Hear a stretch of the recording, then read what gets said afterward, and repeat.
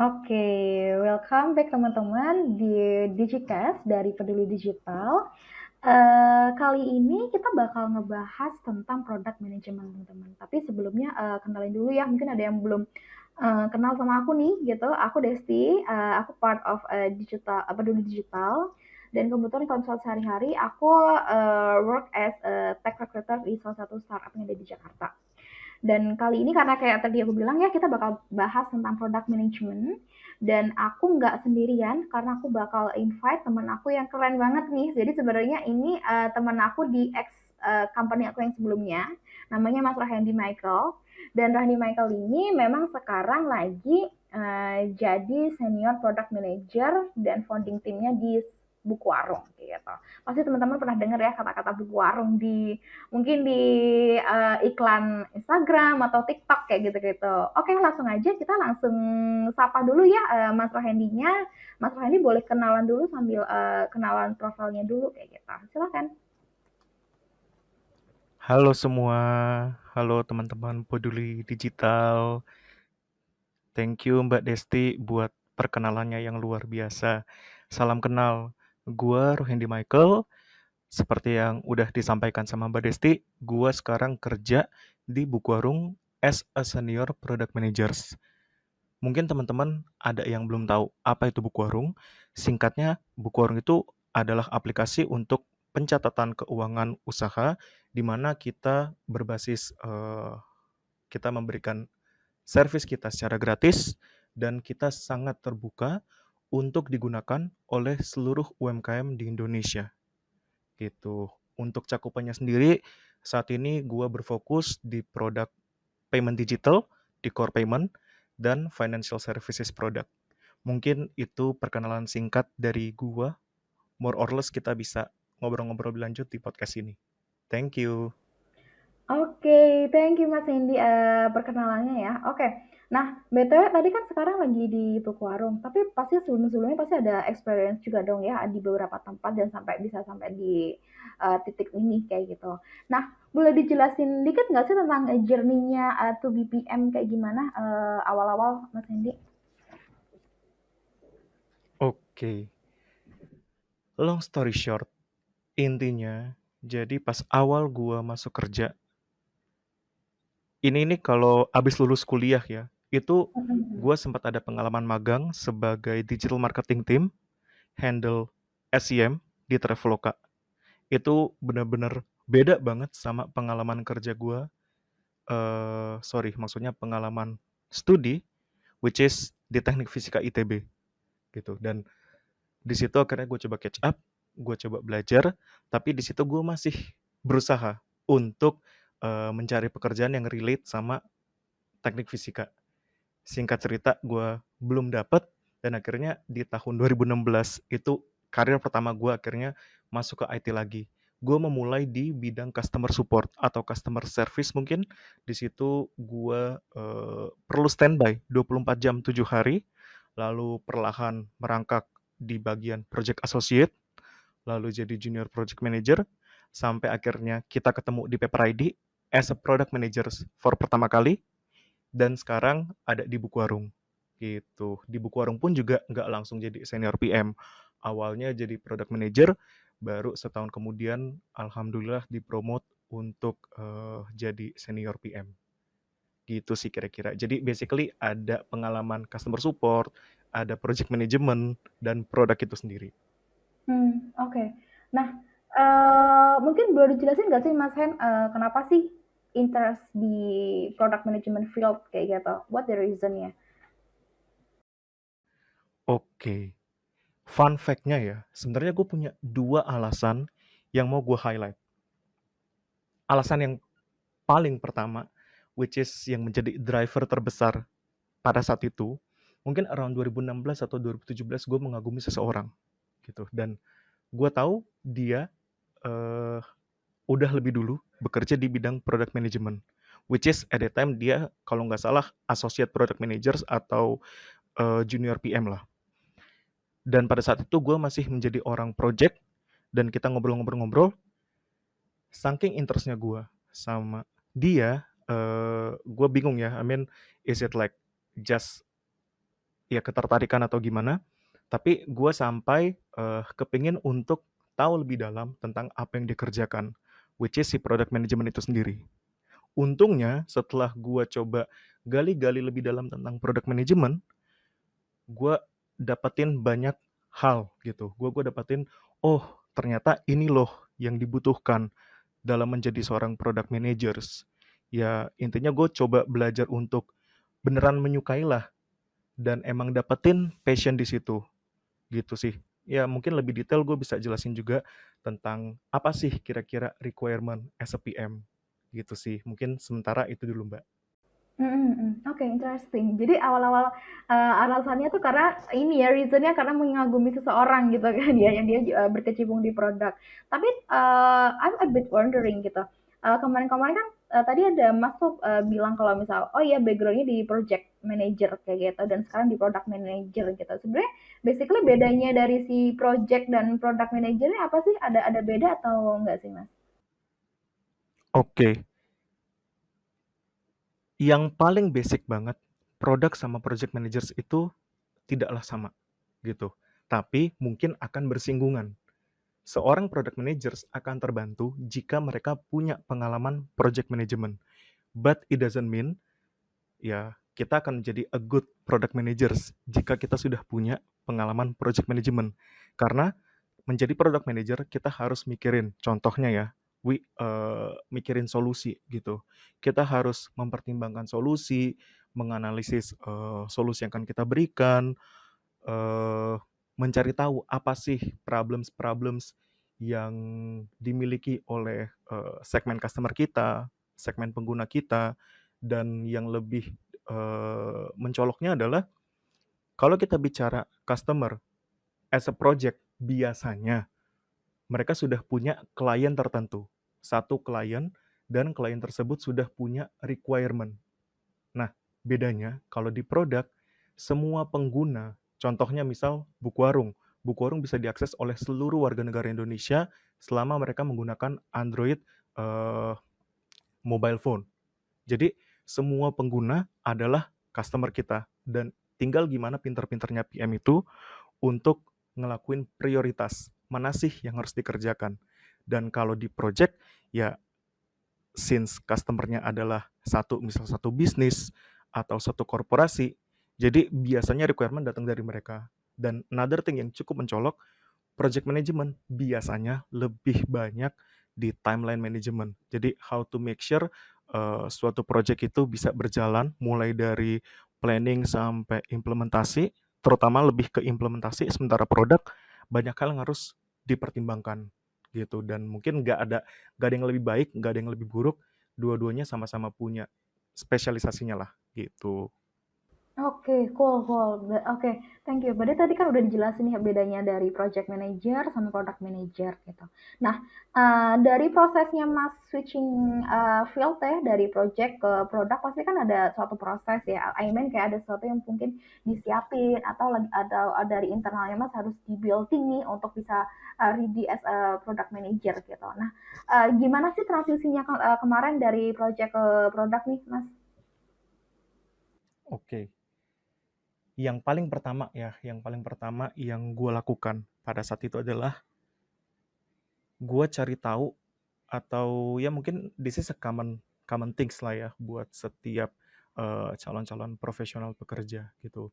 Kita mulai mempertimbangkan apa sih future career path yang kita mau desain. Jadi personally gue coba belajar. Gue pengen ngedesain karir gue ke depannya seperti apa. Target gue, katakanlah tahun ini gue ingin mengakhiri menjadi apa, misal junior project manager kah, atau junior project manager kah, atau apapun itu. Jadi get to know dulu, apa sih career path yang mau kita miliki. Lalu gue coba buat plan. Contohnya, gue juga di situ berpikir, eh, apakah kedepannya gue akan tetap stay di bidang ini? Katakanlah gue sekarang adalah project manager, gue mau bertahankah? Kalau enggak, katakanlah gue mau pindah ke product management, which is gue beberapa tahun yang lalu. Gue coba cari tahu apa sih requirement-requirement yang dibutuhkan untuk menjadi seorang product manager. Gue coba cari tahu itu semua dan gue coba apa ya istilahnya mematchingkan lah atau menghubungkan dengan passion gua, dengan kesukaan gua, dan ternyata pada saat itu cocok gitu. Dan gue juga belajar untuk invest ke diri gue. Contohnya, gue coba belajar dari berbagai sumber sebanyak mungkin. Bisa buku, bisa online course, bisa offline course, dan dari orang-orang yang udah lebih expert di bidangnya. Beberapa contoh yang gue lakukan pada saat itu adalah gue bukan dari basic orang engineering, gak ngerti tentang coding sama sekali. Akhirnya gue paksakan diri gue waktu itu ngambil kelas offline di BINUS sesimpel untuk gue pingin ngerti gimana sih diskusi sama engineers. Jadi ketika itu gue belajar tentang back end programming, front end programming, lalu data things lah related to SQL. Terus gue juga beli beberapa online course itu ya mungkin cukup familiar lah ya kayak Udemy. Terus gue juga install aplikasi contohnya Solo Learn. Di situ sama gue mempelajari hal-hal seperti itu gitu. Dan kalau buku sendiri waktu itu gue direkomend sama temen untuk baca buku kalau nggak salah judulnya tentang How to Crack PM Interview. Paralel gue juga mempelajari tentang problem solving dan gue coba tanya-tanya sama teman-teman gue yang expert di bidang PM itu sendiri, engineer, designer, dan QA atau tester. Kira-kira apa sih yang dibutuhkan dan mencari tahu kira-kira ekspektasi mereka dari seorang PM itu apa sih gitu. Dan terakhir gue coba execute setelah gue mendapatkan semua itu, gue mempelajari semua itu, gue mulai coba nih apply as a PM gitu. Terus ya udah gue prepare yang terbaik, persiapkan yang terbaik, dan evaluasi. Misal gue habis interview, oh cara job gue mungkin udah oke atau masih belum oke. Dari situlah akhirnya gue bisa menjadi seorang product manager gitu. Oke oke, great. Nah, BTW nih Mas, kalau misal, ini kan mungkin ada beberapa pendengar kita atau mostly pendengar kita ini yang dengerin podcast ini, dia baru mulai ke ranah, jalan ke ranah product management gitu. I mean dia masih baru, mulai scratching dari awal gitu. Nah, gimana sih caranya kita bisa kayak nemuin, why-nya kita, untuk bisa start di PM gitu? I mean kayak kita kan pengen maksudnya kayak orang-orang itu ikut jadi PM atau masuk ke product management bukannya ikut-ikutan dan sebagainya gitu kan ya. Nah, apa sih gimana caranya finding the why-nya kita untuk bisa masuk ke PM sendiri, Mas? Oke, finding the way ya, interesting question. Mungkin kalau dari pengalaman gue sendiri, tadi gue udah bilang, ya salah satu alasan gue karena perempuan. But mungkin buat sebagian orang besar itu nggak sama. Tapi satu hal yang paling penting adalah kalau menurut gue ya, which is kita coba cari tahu atau kita coba set the future career path yang kita inginkan gitu, yang ingin kita set. Dan mungkin kita juga bisa googling-googling kira-kira as a fresh grade misalnya, as a fresh grade atau mungkin orang-orang yang non product managers bisa mencari beberapa opsi atau alternatif. Contoh, di tahun 2021 apa sih pekerjaan yang kira-kira mungkin ya punya gaji yang paling oke atau yang paling dibutuhkan atau apapun itu. Lalu lihat di masing-masing. Contoh engineer, terus tester, terus data analis. Kira-kira apa sih yang dibutuhkan? Apa sih yang diharapkan dari seorang calon engineers? Terus reflect ke diri kita sendiri. Kita punya nggak itu semua? Kalau memang kita punya, ya udah kita bisa dalemin salah satu yang menurut kita paling kuat di situ. Dan pada saat itu gue ngelihat oh apa yang dibutuhkan as a PM itu adalah apa yang menjadi kesukaan gue, apa yang menjadi passion gue. Dan akhirnya ya udah gue tahu di situ gue mau belajarnya apa nih. Katakanlah ada 10 yang gue butuhkan. Gue tinggal lengkapin aja gitu. Satu-satu yang kira-kira menurut gue belum pede. Mungkin gue bisa kasih contoh beberapa ya pada saat itu. Jadi pada saat dan sekarang gue belajar ada beberapa hal yang dibutuhkan untuk menjadi seorang product manager, customer oriented, which is ya apapun yang kita kerjakan, customer kita atau ya problems yang akan kita selesaikan itu berbasis kepada customer kita. Terus being someone yang kreatif, out of the box. Jadi nggak cuman mikirin solusi dari apa yang sudah ada, tapi mungkin bisa mempertimbangkan yang lainnya. Terus juga detail oriented, data driven, dan yang paling penting buat gue ya, ya menjadi seorang yang punya mindset atau framework problem solving. Jadi ketika ada sesuatu, kita nggak jump to the solution terlalu cepat. Terus communication skill, dan gimana caranya kita bisa influence people untuk bisa percaya sama kita, atau mungkin bukan percaya kali ya, untuk bisa align sama company's goal, sama customers target, business target gitu, dan punya pemahaman terhadap business impact understanding, business process, technical things. Mungkin itu cukup banyak kali ya. Tapi yang nggak kalah penting juga adalah kita ngerti untuk melakukan time management, project management. Kira-kira itu sih Mbak, dan itu semua menurut gue ada di gue, ya gue personally ya, at least menurut gue, dan gue suka itu. Jadi why not gue mencoba menjadi seorang product managers gitu. Nah, oke, tadi kan aku udah dengerin nih requirement-nya cukup banyak ya. Dan menurutku juga lumayan general. Jadi kalau sebenarnya kalau misal orang mau terjun di dunia produk berarti nggak harus ini ya, nggak harus dari background technical ya, basically ya. Nggak harus. Jadi gue pribadi bukan dari background tech. Oh ya, mungkin gue garis bawahi ya. Technical di sini adalah spesifik menjadi engineer atau software developer ya. Karena ya ketika kita bekerja di bidang sipil, technicalnya juga udah beda. Yang lainnya juga beda gitu. Nah, as a product managers, gue mungkin bukan berasal dari informatika background atau yang paham tentang doing data analysis yang gimana-gimana.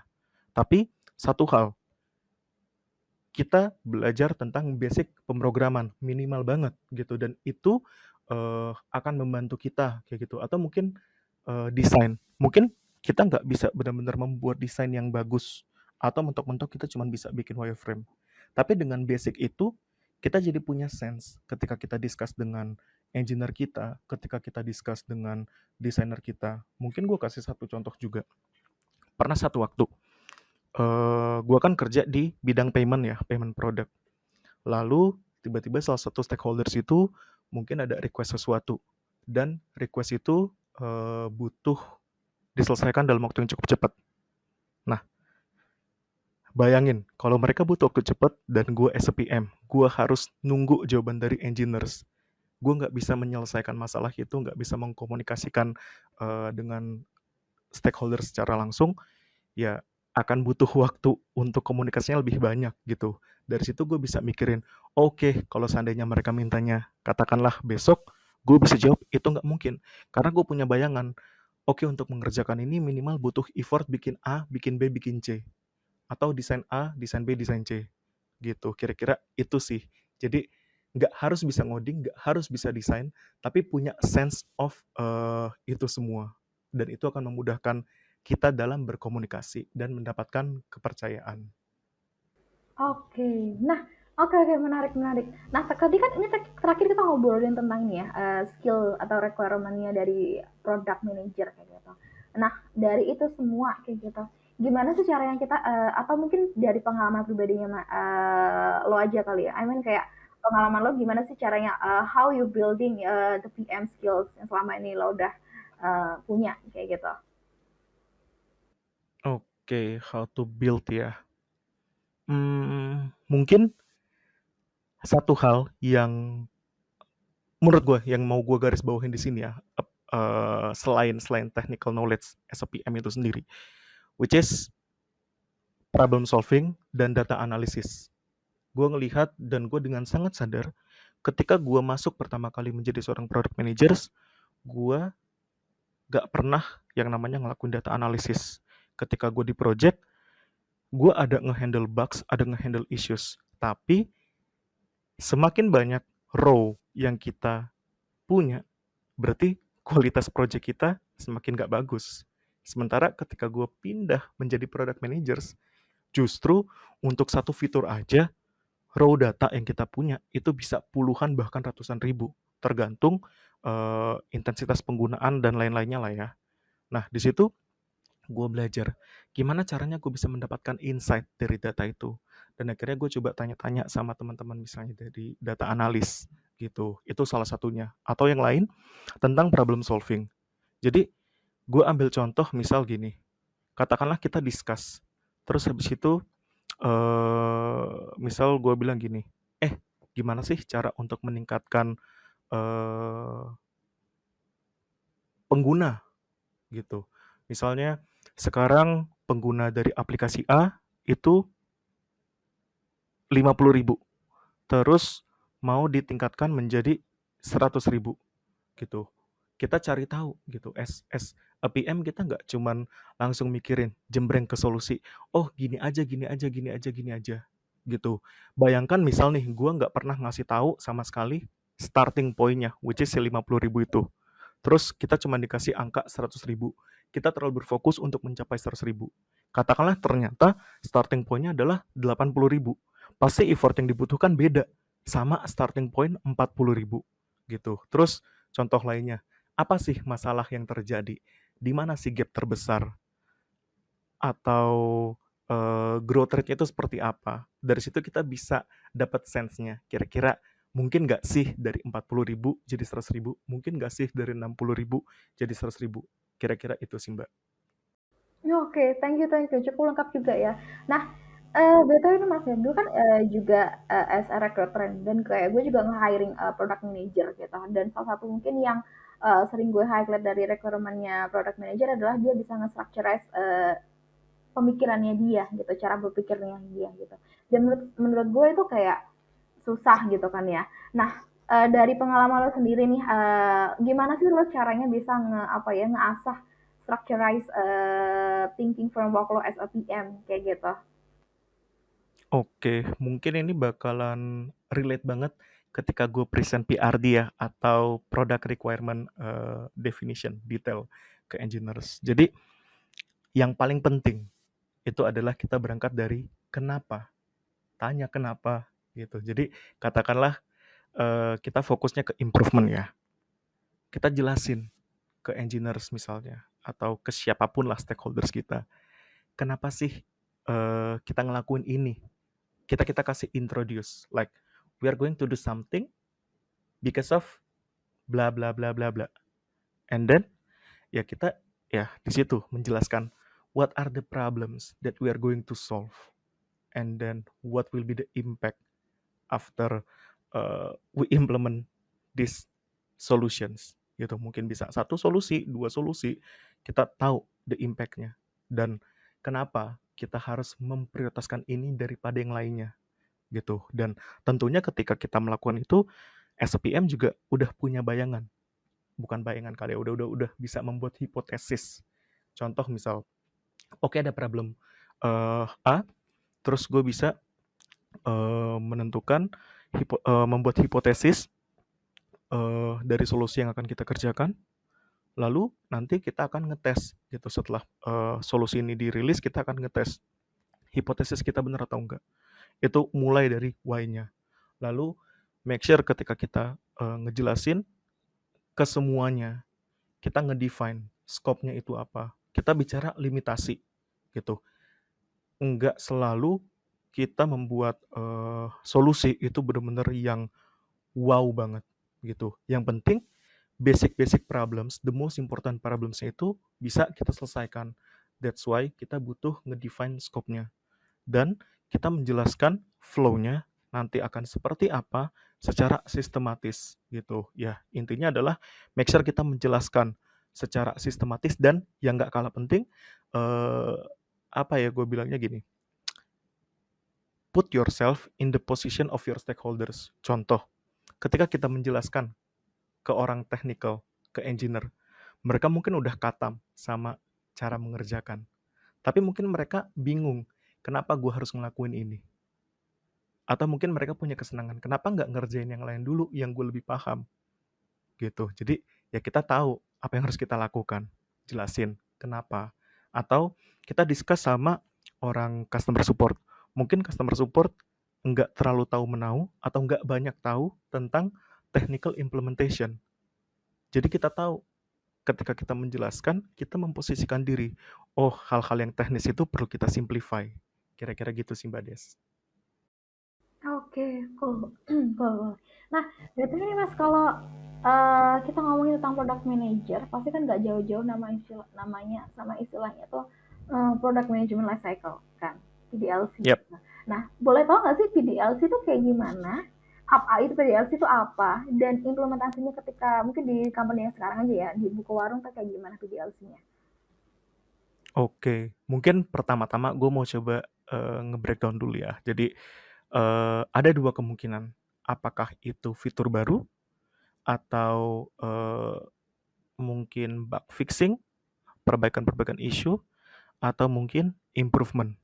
Nah, gue mau mengerucutkan ke improvement yang gue kombinasikan dengan membuat suatu fitur baru.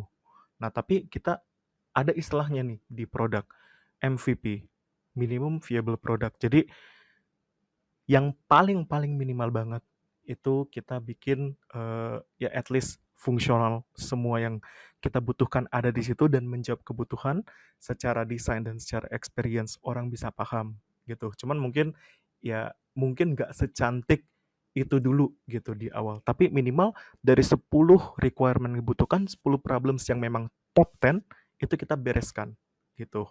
Nah, step-stepnya gimana sih? Mungkin mungkin nggak terlalu step-step banget ya biar nggak kaku. Tapi ini kira-kira yang gue lakukan.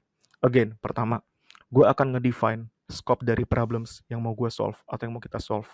Dan dapetin sebanyak mungkin data untuk mendukung gitu. Oh, problems ini, contoh data-data yang mendukung problem itu apa gitu. Terus misal ada problems, kita cari tahu kira-kira apa sih the biggest issue dari experience yang produk kita punya specifically di suatu fitur mungkin. Lalu mungkin kita juga bisa discuss dengan stakeholders, in this case mungkin dengan business team atau dengan customer support team, dan ketika udah lanjut, paralel PM juga mulai bisa untuk bikin CPRD atau requirement. Kita juga bisa mulai mikir, oh kira-kira solusi-solusi apa sih? Tapi itu masih cukup kasaran lah ya, belum-belum yang finalnya. Setelah kita udah dapetin semua data, terus hasil research, kita bisa memperdalam apa sih yang harus kita tuangkan di dalam PRD kita. Kita discuss sama designers untuk mereka bisa bantu kita memberikan desain-desain yang terkece, terciamik untuk bisa achieve problems solusi yang mau kita selesaikan kayak gitu. Setelah PRD sama desain itu beres, ya kita mulai coba discuss juga nih sama engineers. Make sure apa yang kita kerjakan atau apa yang akan kita kerjakan nanti itu doable atau katakanlah itu sudah ada. Jadi clear gitu ranah-ranah yang mau kita kerjain gitu. Ketika semua udah clear, ada istilahnya namanya kita backlog grooming atau menjelaskanlah produk itu akan dikerjakan seperti apa dengan lebih detail, dan PM perlu untuk nge-breakdown tas-tas tersebut menjadi perintilan-perintilan yang lebih kecil gitu. Nah, disinilah setelah udah dikerjakan, masuklah ke tahap manajemen project, which is as a project managers atau kita kalau punya basic project management, kita bisa ngemonitor jalannya implementasi produk itu gitu. Ada tahapan development, setelah development beres mulai dites gitu. Dan oh iya nggak lupa, jadi gini, ketika kita mau nge-develop suatu solusi baru, as a PM jangan lupa untuk nge-track kesuksesan dari produk yang kita mau kerjakan. Nah, dari situ kalau kalau kita bicara track, yang common di PM biasanya adalah event tracker. Contoh misal ada satu button, satu tombol gitu. Kita pingin orang-orang ngeklik tombol itu sebanyak mungkin. Misalnya ya, itu tuh contoh yang paling basicnya. Tapi kita nggak nge-track jumlah atau kita nggak nge-track kliknya itu. Lalu gimana caranya kita bisa melakukan evaluasi? Nah, di sini kita butuh untuk mengimplementasikan event tracker. Kalau belum ada, kita buat baru. Kalau udah ada, ya udah tinggal pakai event yang sudah ada. Ketika dalam tahap testing, testing itu bisa berjalan beberapa hal. Fungsionalnya sendiri, related ke logic di back-end, lalu UI atau tampilannya, dan si event itu sendiri. Setelah semuanya beres dan kita rilis, masuklah ke tahap namanya monitoring gitu. Kita mau ngecek nih, oke, misal setelah 1 minggu, gue mau ngetes hipotesis gue sebelumnya benar nggak sih hipotesis kita as a team, as a company, benar nggak sih gitu. Ketika benar, ya kita bisa bilang mungkin itu udah sukses gitu. Tapi ketika belum, katakanlah misal targetnya naik 5%, gue nggak benar-benar ambil angka kasaran aja ya. tapi naiknya baru 1% atau bahkan minus gitu. Ya kita bisa cari tahu, kita cari learnings-nya. Again kita doing research lagi, cek ke data lagi, kenapa sih kok bukannya naik, malah bahkan stuck gitu. Terus kalau udah dapat lagi alasannya kenapanya, mulai lagi dari awal. Kira-kira gitu sih. Jadi ya siklusnya muter-muter di situ. Kalau udah benar-benar stabil, ya mungkin kita akan jalan ke produk baru, terus improvement, making sure semuanya berjalan dengan baik, adopsinya baik. Kira-kira gitu sih Mbak Des. Wow, panjang dan complicated sih aku lihat ya. Dan tadi kan Yes.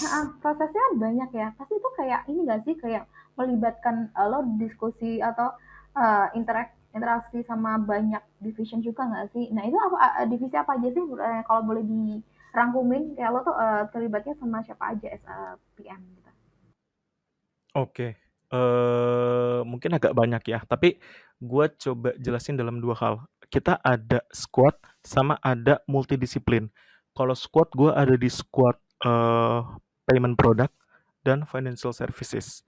Kalau bicara multidisiplin atau multifunction, itu ada engineer, ada designer, ada QA, quality assurance, ada, product marketing, ada orang marketing itu sendiri, marketing kreatif, marketing digital marketing, ada juga customer support, ada data analis, ada ya HR juga kita interaksi terutama kalau mau interview-interview.